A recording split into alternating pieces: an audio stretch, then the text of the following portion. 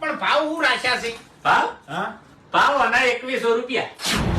એ બાપુજી જેવી વાત કરો ભલા આદમી 2100 રૂપિયા ના હોય બજારમાં 800-900 રૂપિયા કિલો મળે છે. બજારમાં 500 રૂપિયા મળે છે, 400 રૂપિયા મળે છે, 200 રૂપિયા મળે છે. પણ એવી ઘી ભેળ છે કોહડ 200-400 રૂપિયા પ્યોર ઘી મળે. આ પ્યોર ઘી ગેરંટી વાળું છે એટલે આનો 2100 રૂપિયા ભાવ રાખ્યો છે. એમ નહીં, ઈ તો અત્યારે પબ્લિક ને ખબર જ છે, કોઈ અત્યારે બધા ચકરી નહીં.